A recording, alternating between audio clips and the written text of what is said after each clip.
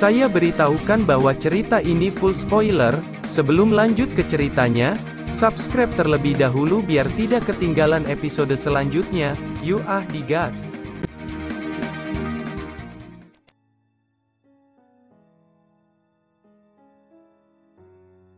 Melanjutkan dari cerita sebelumnya, Sioyan bangkit dan melayang di sekitar badan Bahtera Tabut.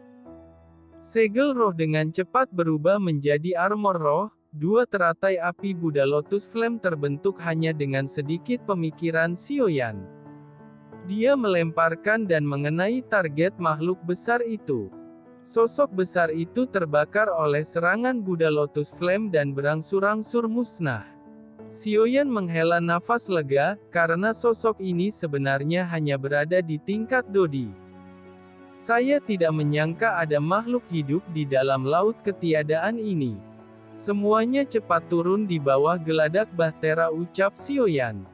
Di bawah geladak ada banyak ruang yang telah dibuat secara khusus untuk memberikan rasa nyaman kepada semua orang.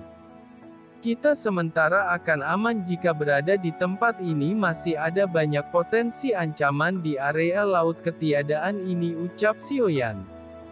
Saat ini di antara kelompok Sioyan yang dekat dengan level Daosian hanya Long Sitian dan Long Yan. Long Sitian sudah berada di tingkat Dodi bintang 9 puncak. Hanya menunggu memahami Tao untuk bisa menerobos ke Daosian. Sioyan yang memikirkan ini, dia menolak Long Sitian saat berkata, "Long Sitian, sepertinya hanya Raja Naga yang bisa membantu Anda memahami Tao dan menerobos ke Daosian," ucap Sioyan. Raja Naga yang mendengar ini segera berkata, "Bocah. Apa Anda berharap saya membantu Long Sitian?" ucap Raja Naga. "Bukankah Long Sitian junior Anda? Jika Anda membantu Long Sitian yang sama halnya Anda membantu suku naga Anda untuk menjadi lebih kuat," ucap Sioyan. "Bocah bau, saya tidak pernah menang jika berdebat dengan Anda. Baiklah, saya berjanji akan membantu Long Sitian, tetapi terlepas bagaimana saya membantu Long Sitian, dia masih harus mengandalkan persepsinya untuk menyadari 3000 jalan," ucap Raja Naga. Sioyan tersenyum puas dengan keputusan dari Raja Naga. Setelah itu dia duduk di Bahtera Tabut dan menutup matanya. Di sampingnya terdapat Zheng Hui yang menemaninya. "Apakah Anda tidak memasuki kondisi kultivasi?" tanya Sioyan. Zheng Hui menggelengkan kepalanya dan berkata, "Karena tidak ada daging di tubuh saya maka kultivasi tidak mempengaruhi kekuatan saya. Sekarang saya hanya dapat melatih kekuatan jiwa untuk meningkatkan kekuatan jiwa saya. Maka saya harus membuat ilusi yang lebih kuat. Mengapa Anda tidak mencoba ilusi saya? Jika Anda memahami ilusi yang saya buat maka Anda dapat meningkatkan kekuatan jiwa Anda," ucap Zheng Hui. "Kita bisa melakukannya di lain waktu, sekarang yang terbaik bagi saya harus tetap terjaga. Mengingat tempat yang penuh bahaya ini," ucap Sioyan. Sioyan yang baru saja menyelesaikan pembicaraannya, tiba-tiba Bahtera Tabut terguncang hebat. Beruntung Sioyan membuat perlindungan tak terlihat dan Bahtera Tabut tidak mengalami kerusakan. Getaran pada Bahtera Tabut segera menarik perhatian seluruh kelompok. Sioyan berdiri mengamati laut ketiadaan. Pada saat ini sosok bayangan hitam yang sangat besar berenang menuju Bahtera Tabut. "Bajingan, kali ini monster yang muncul bahkan lebih besar," teriak Siozan. Karena terhalang oleh kabut abu-abu yang sangat tebal, sosok bayangan hitam sama sekali tidak terlihat jelas, tetapi jelas bayangan hitam menuju ke arah Bahtera Tabut dengan kecepatan yang mencengangkan. Hanya setelah bayangan hitam sudah mendekati baru saat itulah mereka menemukan bahwa itu merupakan Bahtera yang jauh lebih besar. Melihat ini Sioyan segera menoleh ke kelompoknya dan berteriak. "Semuanya bersiap untuk bertarung kapan saja," teriak Sioyan. Seluruh kelompok mengeluarkan senjata mereka masing-masing dan memusatkan perhatian kepada Bahtera itu. Siapa pemimpin dari Bahtera ini? Ucap sosok yang tidak dikenal itu. Sosok itu merupakan seorang pria dengan baju besi di sekujur tubuhnya dan berdiri dengan bangga. Di tangannya dia memegang kapak besar. Sioyan yang mendengar ini dia segera mengambil langkah maju. Sikapnya acuh tak acuh saat memandang sosok itu. Apakah kalian datang ke sini untuk merampok? Ucap Sioyan dengan ekspresi dingin. Oh, ternyata korban kali ini adalah orang yang sangat pintar. Kalau begitu serahkan seluruh harta dan bahtera ini. Kalau tidak, nyawa kalian akan berakhir di sini, ucap pemimpin bahtera yang memakai baju besi itu. Bawahan sosok itu yang melihat kelima wanita cantik di belakang Sioyan mereka berkata. Ketua Seng mereka juga membawa 5 wanita yang sangat cantik. Sepertinya hari ini kita benar-benar menemukan keberuntungan yang melimpah, ucap bawahan itu kepada Ketua Seng. Mata Ketua Seng tertuju pada Ziyin dan King Mu'er yang berdiri di belakang Sioyan. Saat melihat ini pikiran yang panas terlintas di benaknya. Kalian cepat ambil gadis itu dan serahkan kepada saya, ucap Ketua Seng tidak bisa menahan lagi. Bawahan itu yang berjumlah 2 orang segera menghampiri Ziyin dan King Mu'er.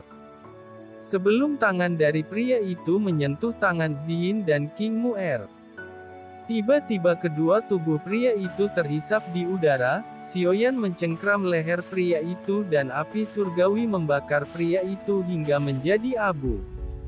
Setelah itu Sioyan melompat di atas bahtera para bandit itu dan langsung menargetkan Ketua Seng.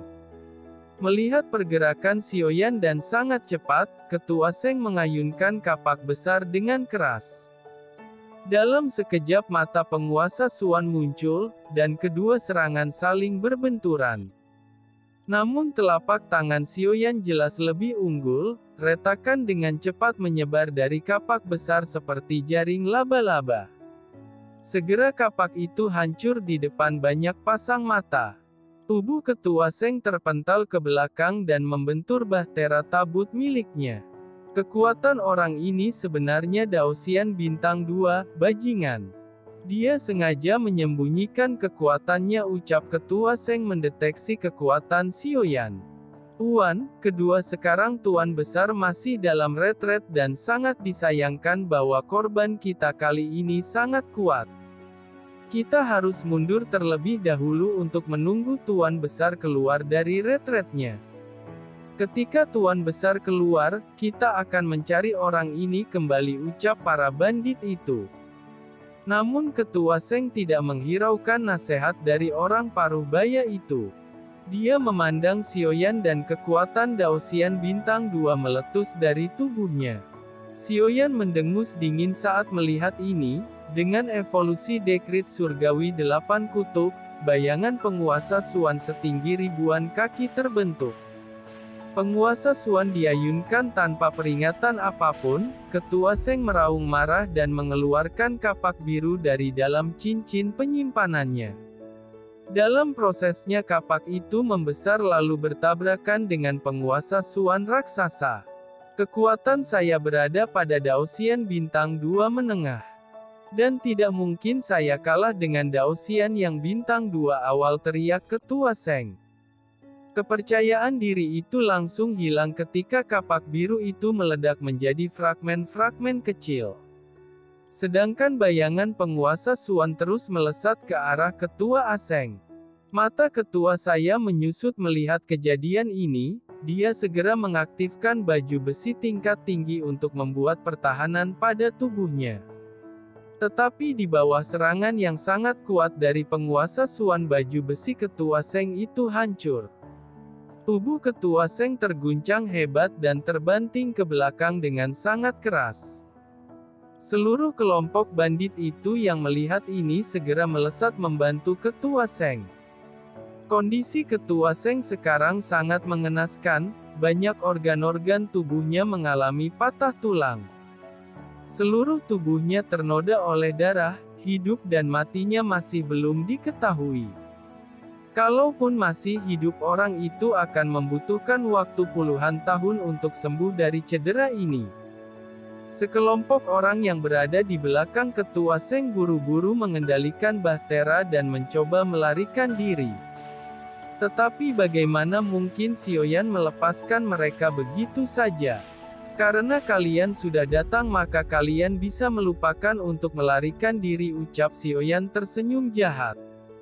Sebelum Sioyan akan melompat ke bahtera itu, tiba-tiba sosok pria berambut putih dengan wajah menyeramkan muncul dan berkata, "Seseorang dengan kekuatan Daosian bintang 2 sangat berani bertingkah di lautan ketiadaan ini," ucap sosok berambut putih yang tampak sangat menyeramkan itu.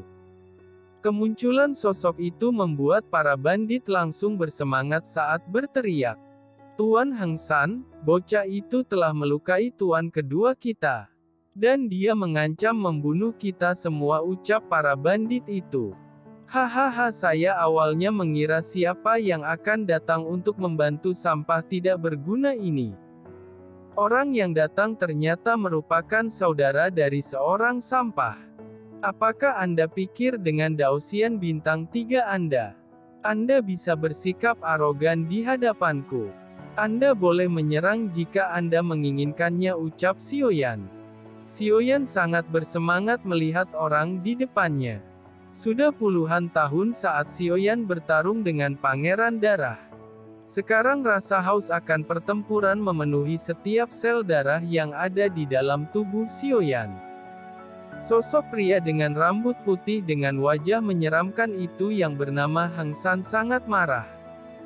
Bagaimana mungkin seseorang yang kekuatan bintang 2 berani berkata seperti itu di depan kekuatan bintang 3?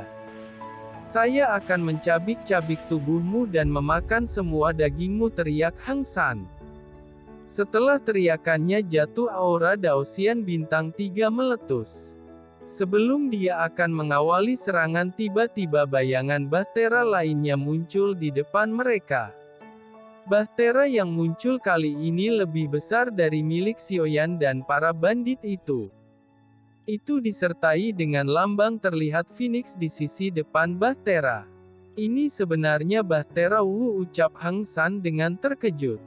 Pada saat yang sama bandit yang sebelumnya itu buru-buru menghampiri Heng San saat berbisik, "Tuan muda, kita pernah menyinggung orang yang ada di bahtera itu. Di dalam bahtera itu terdapat sosok yang sangat kuat. Jika kita tidak pergi maka itu bisa menjadi ancaman bagi kita," ucap salah satu bandit itu. Sebelum mereka bisa bereaksi namun bahtera Wu sudah mendekat dan disertai sosok berbaju putih yang terbang keluar dari sana. Segera sosok berbaju putih itu berdiri di atas bahtera di sisi depan. Melihat kemunculan tamu tak diundang ini secara alami, Sioyan juga waspada. Pria berbaju putih itu melayang dan tiba-tiba mendarat di depan Sioyan. Dia menangkupkan kedua tangannya kepada Sioyan lalu berkata, "Saudara, apakah Anda dirampok oleh sekumpulan kelompok tidak berguna ini?" ucap sosok pria muda itu dengan cara yang sangat sopan kepada Sioyan. Sioyan tidak tahu siapa pemuda ini dan dari mana asal pemuda ini. Tetapi karena pria ini memberikan kesan yang baik dan tampaknya memiliki dendam dengan para bandit itu, maka Sioyan menganggukkan kepalanya. "Saudara, sebelumnya sekumpulan para bandit itu juga mencoba merampok saya. Karena kita memiliki musuh yang sama, mengapa kita tidak bergandengan tangan dan menghancurkan mereka?" ucap pria muda berbaju putih itu kepada Sioyan. Perkataan pria berbaju putih itu juga terdengar di telinga Heng San. Itu membuat Heng San segera tertawa terbahak-bahak. Sioyan memandang pria berbaju putih dengan hati-hati. Di dalam tubuh pria ini Sioyan tidak merasakan auranya sama sekali. Tetapi Sioyan bisa merasakan kekuatan misterius di dalam tubuh pemuda ini. "Baiklah, sangat menyenangkan jika kita membantai sekelompok yang tidak berguna ini," ucap Sioyan tersenyum. Setelah itu mereka berdua memandang Hang San secara bersamaan. Xiaoyan merasakan kemiripan dengan pria di sampingnya. Itu adalah seseorang yang tampak tidak berbahaya bagi semua makhluk hidup. Tetapi ketika mereka diganggu maka mereka mampu mengguncang dunia. Apakah kalian berpikir bisa mengalahkan saya dengan kekuatan kalian berdua? Hari ini saya akan bertarung dengan kalian berdua, teriak Hang San. Pada saat Xiaoyan mengaktifkan perlindungan Bahtera Tabut. Dia tidak ingin pertarungannya ini akan menimbulkan kerusakan pada Bahtera Tabut. Setelah perlindungan diaktifkan, Bahtera Tabut diselimuti oleh cahaya emas.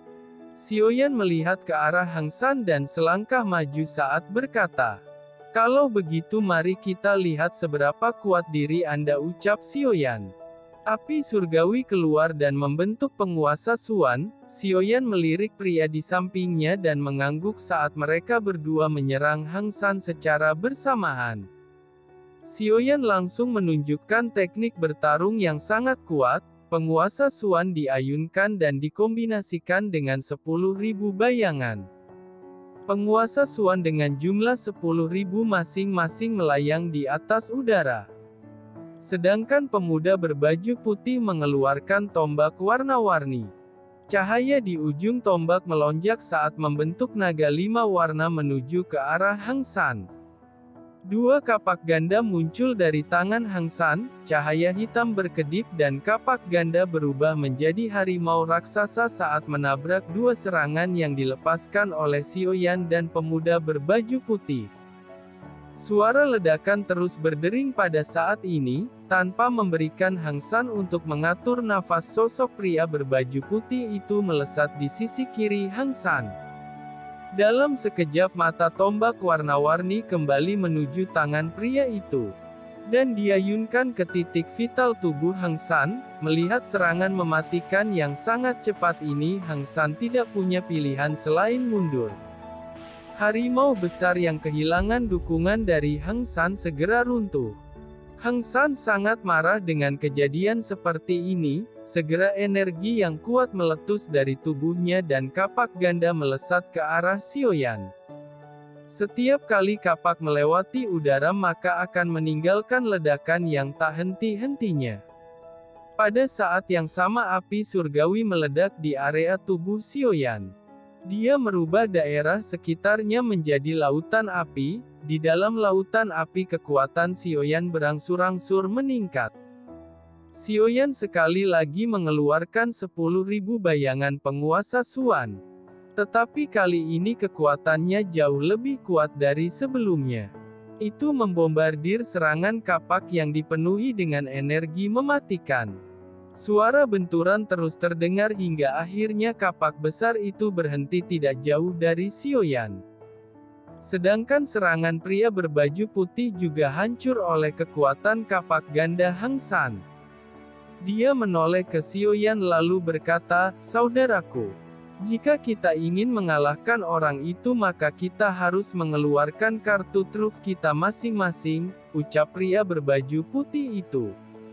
Pemuda itu bisa merasakan bahwa di dalam tubuh Xiaoyan terdapat kekuatan benua. Meskipun Xiaoyan bisa menggunakan kekuatan dunia tetapi itu jauh lebih lambat ketika digunakan di luar benua Dodi.